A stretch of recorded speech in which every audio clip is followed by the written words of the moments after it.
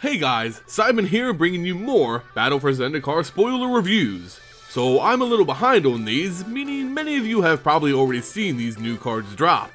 That's okay though, because today I'm just gonna go over my general opinion for these very iconic cards coming in the Battle for Zendikar. All the characters featured on these cards are super important to the ongoing storyline of the plane, so let's take a look to see if their cards match the hype. First we have the main antagonist of the story, the big baddie, the Eldrazi Titan Ulamog. He's fighting against the entire plane and all its heroes and planeswalkers. But is its card, Ulamog the Ceaseless Hunger, fit for the role? Ulamog is a massive threat, with a massive cost. This hulking Eldrazi lord certainly lives up to its reputation. With a gigantic 10-10 body, this behemoth is capable of eviscerating entire libraries in only a few attacks, even when chump blocked, while his casting trigger thoroughly destroys any chance your opponent may have had at challenging your victory. On top of all that, Ulamog is indestructible, making him resistant to the most popular forms of removal, especially in a limited environment. So what more is there to say about this Eldrazi Titan? Well, the elephant in the room would be his casting cost. At 10 mana, he's no cheap date. However, when you compare this colorless beast to another, Ugin the Spirit Dragon, you can see examples of high mana costs being pretty irrelevant, especially in limited and when the set is designed around slower play, which Battle for Zendikar seems to be heading towards. I'm not sure if Ulamog will make it to Constructed, but with more Eldrazi enablers being announced, such as Kozilek's Channeler, his threat is becoming a very real one. We just have to wait and see if Eldrazi becomes a deck or not. Next we have the main protagonist for the story, good old Gideon Jorah. He's the hero of the set, spending everything he has to fight off the Eldrazi and save Zendikar. Let's see if his Planeswalker card, Gideon Ally of Zendikar, is up to the task. Gideon, the champion of heroes and the ally to Zendikar, is okay. He follows a pretty typical path for Planeswalkers. 4 loyalty at 4 mana, we've seen this many times in the past. His +1 ability suffers from a distinct disadvantage, as it offers no protection for him and doesn't allow him to attack the turn he's cast. His 0 cost ability places 2 power and 2 toughness onto the board and is capable of overrunning your opponent if they fail to have an answer for Gideon. Where Mr. Fairplay breaks the mold is in his ultimate.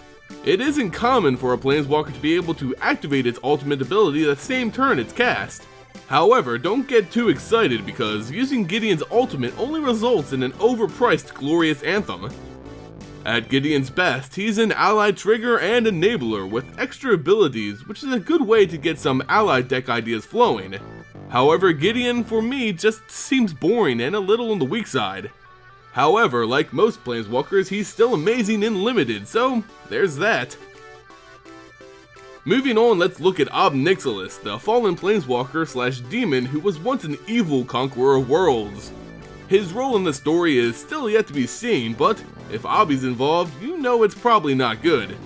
He's been fighting for years to regain his Planeswalker spark, and in this new card, Mixalis Reignited, it looks like he's finally succeeded.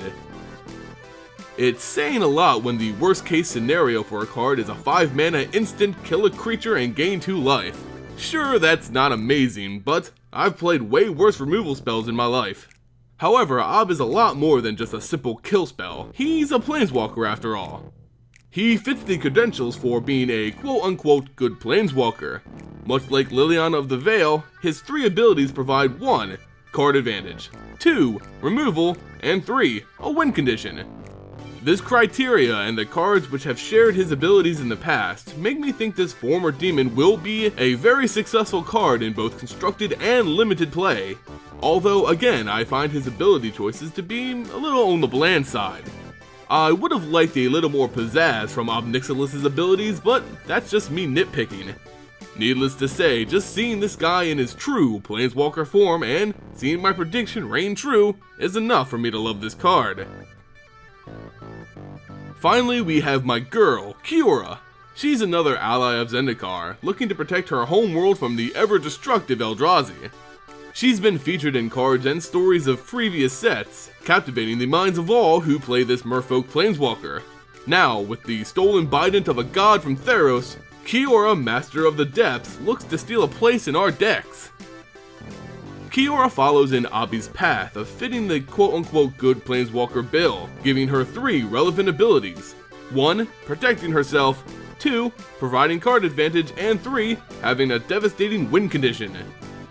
Kiara's +1 ability protects her by giving your biggest guy Vigilance, and providing you some additional mana for those nasty instants blue is undoubtedly gonna run. Her -2 ability has a pretty good chance of giving you some really nice card advantage. In a pretty typical limited environment with 18 lands and 16 creatures, she draws you 2 cards about 80% of the time. Those are pretty solid odds. And her ultimate is probably the most awesome ability in MTG history, not only giving you an emblem that attaches a prey upon to every creature you cast, but also gives you 3, yes 3, 8/8 octopus tokens, who also activate that emblem. Kiara is an amazing Planeswalker and one of my personal favorites of not only this set, but in all of MTG. But that's a very partial opinion given my love for the Simic Guild. While she's undoubtedly amazing in Limited, her constructed fate is still very unknown. While I can confidently say Abi will make an appearance, the dual coloring of Kiara makes her a tad bit more difficult to predict. Either way, she's an amazing Planeswalker with just the right amount of RNG and stupid big monsters to make her an insanely fun card. So there you go guys, my first opinions for these 4 iconic cards coming in Battle for Zendikar. I want to know what your opinions of these cards are, let me know in the comments below. Are you looking forward to running any of these in your decks? Also, let me know if you think I've misjudged some of these cards. I really want to get an understanding of how everyone feels about them. In any case guys, if you enjoyed the video, please give it a like, share, and subscribe to the channel. It goes a long way in supporting future content. As always, thank you all for watching, and I'll see you next time.